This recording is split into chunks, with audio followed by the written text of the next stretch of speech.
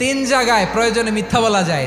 এক নাম্বার, আপনার ওয়াইফকে খুশি করার জন্য, সে একটু এরকম না বলে একটু কৌশল করে বললে খুশি হবে, ওটা বলা যায়। দুই নাম্বার, জীবন মরণের ব্যাপার, জান বাঁচানোর জন্য একটু কৌশল করে ঘুরিয়ে বললেন, এটা জায়েজ। তিন নাম্বার, দুইজন ঝগড়া লাগছে তাদেরকে মিলিয়ে দেওয়ার জন্য কৌশল করে একটু মিথ্যা বলা, ঘুরিয়ে বলা যায়। দুইজনের মধ্যে দেখলেন যে সম্পর্ক খারাপ, একজনরে বললেন, ভাই সে তো ওই দিন আপনার ব্যাপারে অনেক প্রশংসা। কি আমার ব্যাপারে প্রশংসা? কি বললো? এই বললো আপনি নাকি এই করছেন ওই করছেন, অনেক প্রশংসা। লোকটার মন খুশি হয়ে যাবে তার ব্যাপারে, ঠিক কিনা?